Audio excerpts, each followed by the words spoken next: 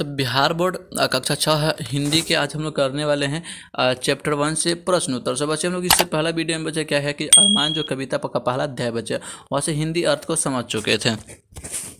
Video नहीं देखे थे, इस वीडियो के डिस्क्रिप्शन बॉक्स में लिंक दिया गया है, अब लोग जा करके वहाँ से देख लीजिए। लेकिन आज हम लोग बच्चे करने वाले यहाँ से अभ्यास प्रश्न उत्तर को। सो बच्चे इस वीडियो में आप शुरू से लेकर के अंत तक बने रहें। और आपका कक्षा 6 का स्टूडेंट है तो अपने मित्रों के पास भी इस वीडियो को शेयर कर दीजिए। इस चैनल पर नहीं तो सबसे पहले तो चैनल को सब्सक्राइब कर लीजिए और वीडियोज़ को लाइक कर लीजिए। बच्चे अपना किताब खोल लीजिए और इसमें से पहला क्वेश्चन कहा गया है कि प्रस्तुत कविता में गरीब को गले लगाने एवं सुखी बनाने की बात क्यों की गई है।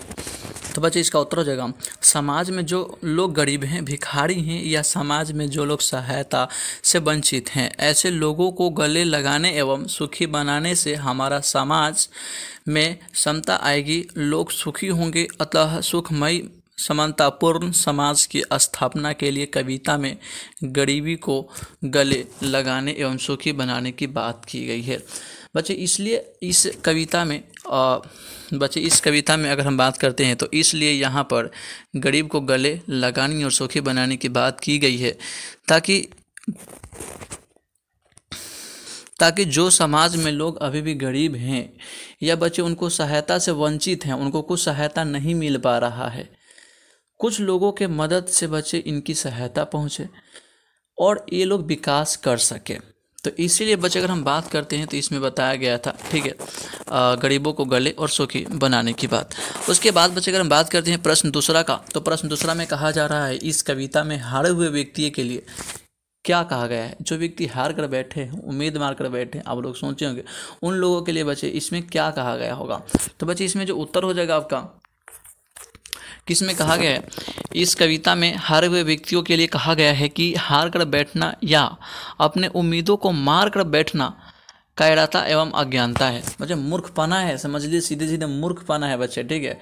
कोई भी व्यक्ति को हार कर नहीं बैठना चाहिए, उम्मीद मार कर नहीं बैठना चाहिए कि भाई हमसे ये सब चीज़ नहीं होगा। कर सकते हो दोस्त, बस आपको हारना नहीं, उम्मीद मार कर बैठना नहीं है। क्योंकि अगर हार कर और उम्मीद मार कर बैठ रहे हो तो समझ लेना कि तुम मूर्खपना अपने आप में कर रहे हो, ठीक है। अपना विकास को, जो विकास तुम करने वाले हो उस प्रगति को आप रोक रहे हो, इस बात को भी ध्यान रखें, ठीक है। तो इसमें कहा गया है ऐसे, ठीक है, हतोत्साहित लोगों के दिमाग में फिर से उत्साह जगाने की आवश्यक है। जो लोग हार करके बैठे हुए हैं उन लोगों को फिर से उत्साह जगाने की क्या की गई है, दिमाग में उत्साह जगाने की, ठीक है, आवश्यक है ताकि वो विकास कर सके। इस प्रकार से सेकंड का उत्तर हो जाएगा। आप लोग कॉपी पे नोट करते चलिएगा। उसके बाद बच्चे अगर हम बात करते हैं तीसरा में कुछ पंक्तियां दिया गया है, ठीक है, उसको क्या करना है, स्पष्ट करना, भाव का स्पष्ट करना है। तो बच्चे रोको मत आगे बढ़ने दो, रोको मत आगे बढ़ने दो, आज़ादी के दीवाने हैं हम, मातृभूमि की सेवा में, हम मातृभूमि की सेवा में अपना सोर्स लगाएंगे। बच्चे इसमें कहा जा रहा है ना, बच्चे इसमें कहा जा रहा है ना कि आज़ादी हमारी अभीष्ट यानी प्रिय वस्तु है। आज़ादी हम सभी भारतीयों के लिए क्या है बच्चे, अभीष्ट यानी प्रिय वस्तु है। हमें आज़ादी पाने के लिए आगे बढ़ने दो। अगर कोई भी चीज़ भारत में रहने वाले जितने भी भारतवासी हैं उन सभी को आज़ादी पाने के लिए बच्चे क्या है यहाँ पर, ठीक है, आज़ादी पाने के लिए आगे बढ़ने दो, रोको मत उन्हें, आगे बढ़ने दो, ठीक है। इस पुण्य कार्य से हमें मत रोको, हम अपनी जन्मभूमि कहे तो मातृभूमि की सेवा में अपना तन मन धन सब कुछ लगा देंगे। मातृभूमि में बच्चे आपको क्या करना है, तन मन धन सब कुछ लगा देना है। और जो लोग आपको रोक रहे हैं कि मत ये सब करो, उन लोगों से कहो भाई हम आपसे क्षमा मांगते हैं, क्षमा चाहते हैं, हमें मत रोकिए, हमें आगे बढ़ने दीजिए, हमें समाज को सेवा करने दीजिए। इस ठीक है, भावार्थ का अर्थ यही है बच्चे कि आपको कोई रोके, आपको रुकना नहीं, अपना समाज के लिए कुछ अच्छा करना है। उसके बाद बच्चे अगर बात करते हैं प्रश्न चौथा का, तो प्रश्न चौथा में कहा जा रहा है कि बूढ़े और पूर्वजों का मान बढ़ाने के लिए हमें क्या करना चाहिए। जो बूढ़े लोग हैं, जैसे आपका दादा का पिताजी, आपका परदादा, तो ऐसे आपके जो पूर्वज हैं, जो पुराने लोग हैं बच्चे, ठीक है, उनको मान बढ़ाने के लिए आप क्या करेंगे। तो बच्चे इसमें कहा गया है कि बूढ़े और पूर्वजों का मान बढ़ाने के लिए हमें कर्तव्य परायण, लगन के पक्के और सत्यनिष्ठ बनना चाहिए। एकदम सत्यनिष्ठ बनना चाहिए। अगर पूर्वज का अगर मान बढ़ाना है तो बच्चे आपको सत्यनिष्ठ बनना होगा। क्योंकि हमारे पूर्वज वीर थे, वीर मतलब बलवान होता है बच्चे, ढूंढ के पक्के थे। अगर वो चाहते थे कि हम ये चीज़ करेंगे तो करेंगे, कभी पीछे नहीं हटते थे आज के बच्चों की तरह। वो कहते थे कि चीज़ करने हैं तो करने हैं, तो ढूंढ के पक्के और सच्चे थे बच्चे। क्या हो जाएगा यहाँ पे, सच्चे थे। ठीक है, उनका अनुकरण करने से उनके मान सम्मान वृद्धि होगी। अगर हम बात करते हैं अनुकरण, मतलब वो जैसे कि अपना काम, कभी भी अगर कोई भी बात पर अड़े हुए रहते थे कि हम ये चीज़ को करेंगे तो करेंगे, तो इस बात को भी आप समझे कि आप भी कोई भी चीज़ पर अड़े रहेंगे, ये चीज़ को हमें करना है, हमें देश को आगे ले जाना है, हमें समाज के लिए कुछ करना है, तो निश्चित है कि क्या होंगे, उनका मान और सम्मान में वृद्धि होगा ही होगा बच्चे। तो ये हो जाएगा आपका चौथा का प्रश्न बच्चे, उत्तर। तो बच्चे 5वां क्वेश्चन में कहा गया है, क्या आप कभी किसी चीज़ से हारे हैं? यदि हाँ, तो आपने हार को जीत कैसे बनाया? अगर आप कोई भी चीज़ के लिए, क्या आप भी अपने लाइफ में कोई भी चीज़ के लिए हारे हैं?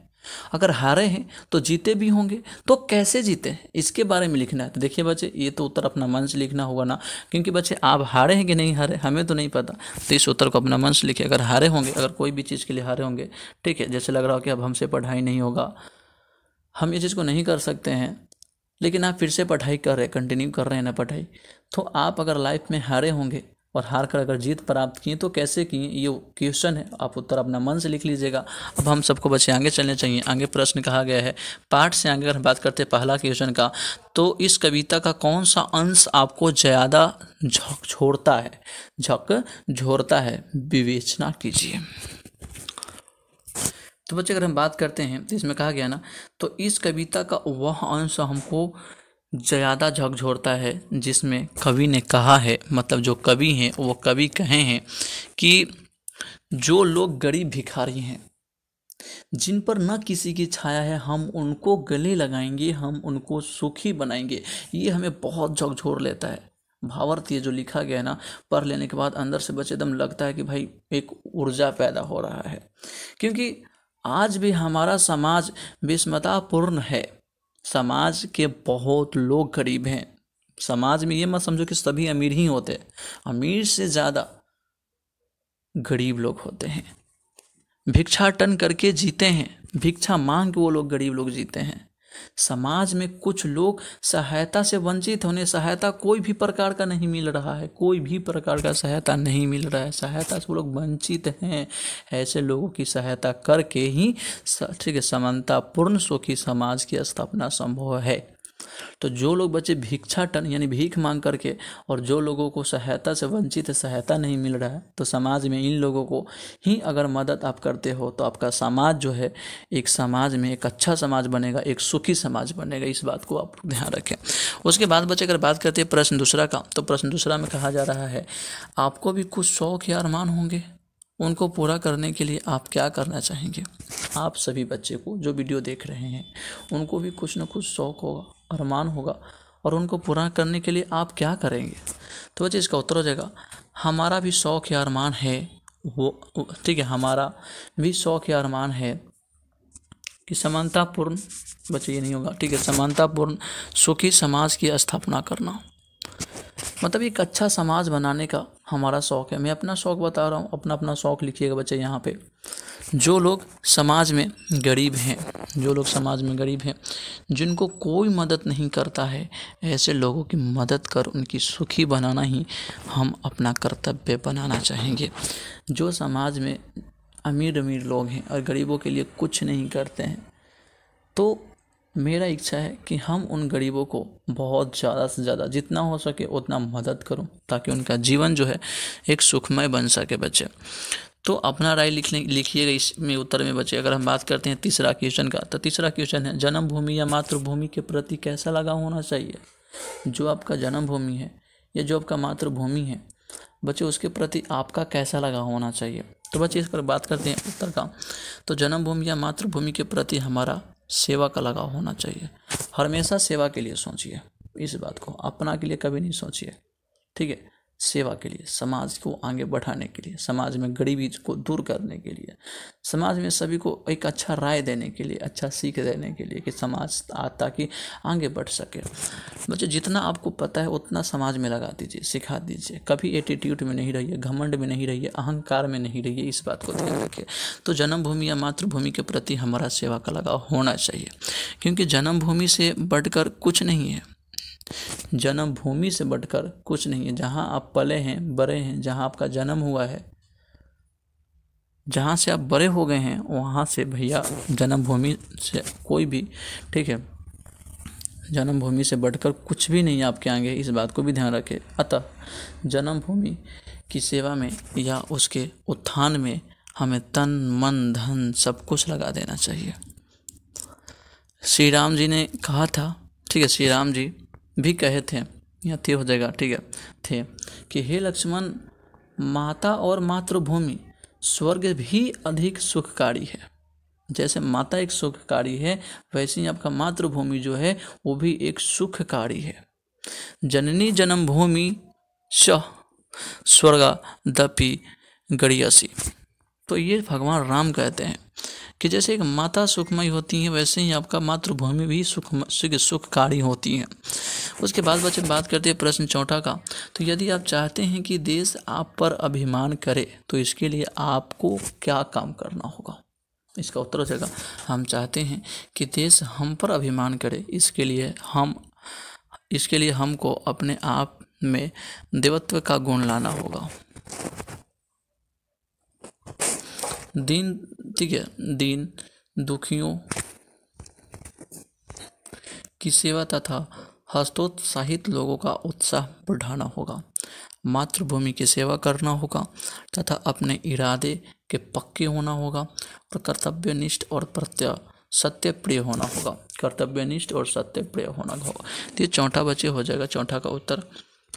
बाद बच्चे यहाँ पर अगला क्वेश्चन है व्याकरण। व्याकरण से कुछ क्वेश्चन दिए, जैसे मान लीजिए रोको मत जाने दो, रोको मत जाने दो। उपयुक्त वाक्य में अल्प विराम चिन्ह का प्रयोग अलग अलग स्थानों पर हुआ है, जिससे उस वाक्यों का अर्थ बदल गया है। इस प्रकार के कुछ और वाक्य बनाएं, मतलब इस प्रकार के कुछ और वाक्य बनाने हैं। तो बच्चे इसका उत्तर हो जाएगा, जैसे मान लीजिए रोको मत जाने दो, रोको मत जाने दो, तो इसका हो जाएगा सोचो मत काम करो, सोचो मत काम करो। सोचते हो ना कि आज कर लेंगे, फिर आज भी बीत जाता, नहीं हो पाता है, कल परसों, ऐसे करके पूरा समय, पूरा ज़िंदगी निकल जाता है। तो आप इस बात को ध्यान रखें, सोचो मत काम करो, सीधे काम करो, सोचो मत सीधे काम करो, ये हो जाएगा बच्चे, ठीक है। उसके बाद बच्चे यहाँ पर दूसरा प्रश्न अगर कहा जाए तो दूसरा प्रश्न में बच्चे यहाँ साफ साफ कहा गया है कि अरमान इस उदाहरण के आधार पर जो मान यहाँ पीछे लगा हुआ है ना, उस बच्चे मान लगाकर नए शब्द बनाने हैं। तो बच्चे नए शब्द बनाने हैं, तो नए शब्द यहाँ देखिए बनाया गया है। जैसे मान लीजिए कि अप है तो मान लगा तो हो गया अपमान, अभी है और मान लगा तो हो गया अभिमान, सम है और मान लगा था सम्मान, बुद्धि और मान लगा था बुद्धिमान, और गति और मान लगा था गतिमान। तो ये सारी चीज़ को मैंने देख लिया बच्चे। यहाँ पर बस पीछे मान लगा देना, यहाँ भर देना, ठीक है। अपमान, अभिमान, सम्मान, बुद्धिमान, गतिमान, ठीक है। तो लोग मान लगा लीजिएगा। अब उसके बाद बच्चे अगर बात करते हैं तो कुछ, ठीक है, कुछ करने को, तो कुछ करने को तो मतलब पता कीजिए कि देश के लिए किन किन लोगों ने अपना सर्वस्व न्यौछावर किया, अपना जान को न्यौछावर तक कर दिया है बच्चे। तो बच्चे इसका उत्तर हो जाएगा महात्मा गांधी, सुभाष चंद्र बोस, जयप्रकाश नारायण, विनोबा भावे, चंद्रशेखर आज़ाद, जवाहरलाल नेहरू इत्यादि। इन लोगों ने देश के लिए बहुत कुछ किया बच्चे, ठीक है बच्चे। तो इस प्रकार से कहेंगे कि ये पहला का उत्तर हो जाएगा। उसके बाद बच्चे दूसरा क्वेश्चन जो आपका अंतिम क्वेश्चन होगा कि हर व्यक्ति का अपना कोई ना कोई अरमान होता है। जैसे आप वीडियो देख रहे हैं, ठीक है, आप एक छात्र हैं तो निश्चित है पढ़ाई कर रहे हैं तो आपको भी कुछ ना कुछ अरमान होगा। आप अपने अरमान के बारे में 10 पंक्तियाँ लिखिए और अपने शिक्षक को सुनाइए। तो ये पंक्तियाँ आप खुद से लिखिए, आपका अरमान क्या है और क्या है बच्चे, और ये पंक्ति को लिख करके अपने शिक्षक को सुनाइए। हालांकि बच्चे अगर बात करते हैं मेरा, अगर ठीक है मेरा अरमान का, तो बच्चे मेरा अरमान है, मुझे अपना अरमान है कि मैं महान देशभक्त कहलाऊँ, मुझे एक देशभक्त बनना है। देश के हर एक नागरिक को सेवा करना है, चाहे वो गरीब हो और चाहे बच्चे वो लाचार हो, चाहे उससे भी ज़्यादा लाचार हो, मैं सबको सेवा करना चाहता हूँ। तो जगह मुझे अपना अरमान है कि मैं महान देशभक्त कहलाऊँ, क्योंकि देशभक्ति ही सच्ची भक्ति है। चीज़ का भक्ति करने से बढ़िया है आप देशभक्ति बन जाइए और देश के लिए कुछ कीजिए, क्योंकि सारा भक्ति को छोड़ के और देशभक्ति बनिए। देश को सेवा कीजिए, देश में रहने वाले जितने भी लाचार लोग हैं उन लोगों को मदद कीजिए, यही आपका एक सच्चा देशभक्ति है। देशभक्ति के लिए हम अपना सर्वस्व लुटा देंगे, ठीक है, सर्वस्व लुटा देंगे। सच्ची देशभक्ति बेसहारा को सहारा देकर होती है। आपको सच्ची देशभक्ति बनना है तो जो बेसहारा है व्यक्ति, जिसको कुछ नहीं है, उसको सहारा दीजिए। सहारा आप कुछ भी हो सकता है, जितना आपसे बन सकता है उतना सहारा दीजिए, और यही एक अच्छा देशभक्ति है। समाज में कुछ लोग हतोत्साहित लोग हैं, उनके बीच उत्साह जगाकर उनको कर्तव्य पथ पर लाने का अरमान भी हमारे दिल में है। कुछ ऐसे लोग हैं समाज में जो ठीक है हतोत्साहित है, मतलब बेचारे वो उनको कुछ समझ नहीं आ रहा है कि हमें क्या करना है क्या नहीं करना है। बच्चे उम्मीद मार करके एकदम पूरा उम्मीद से हार चुके हैं। तो उन लोगों को क्या करना है, एक अच्छा सीख देना है, ताकि अपना वो अपने आप से बच्चे समाज में वृद्धि कर सके, विकास कर सके, अपना समाज मतलब अपना परिवार को आगे ले जा सके। ऐसा हमें क्या करना है, सीख देना है। यही अरमान अपने दिल में लेकर बैठे हुए हैं, ठीक है। और इससे समाज के बेकार लोग कामयाबी पाएंगे, जो बेकार लोग हैं वो कामयाबी पाएंगे, और जिससे देश की उन्नति होगी। लाचार, गरीब, दुखी लोगों की मदद करना हमारा पुण्य, ठीक है, पुण्यतः कर्म मानते हैं। जो लाचार है, दुखी हैं, ये सारे बच्चे अगर हम बात करते हैं तो गरीब हैं, इन लोगों को मदद करना चाहिए। मेरा तो यही है, ठीक है, अरमान। और बच्चे अरमान है, शौक़ है, मैं यही करूँगा, ठीक है। बाकी अपना आप लोगों का क्या राय है, ठीक है, ये कमेंट बॉक्स में ज़रूर बताइएगा कि आप समाज के लिए क्या करना चाहते हैं, या कौन सा अरमान है आपको। कम से कम 10 लाइन नहीं, कम से कम 2 लाइन में ही अपना बात को पूरा करके इस कमेंट बॉक्स में बताइएगा, लेकिन ज़रूर बताइएगा। बाकी आज के लिए इतना ही रहने देते हैं। वीडियोस कैसे लगा कमेंट बॉक्स में ज़रूर बताइएगा। और एक छोटा सा रिक्वेस्ट है कि चैनल पर न्यू है और पहली बार आ रहे हैं तो जाते जाते अगर अभी तक चैनल को सब्सक्राइब नहीं किया तो चैनल को सब्सक्राइब कर लीजिए, उस वीडियो को लाइक कर लीजिए। बाकी जय हिंद।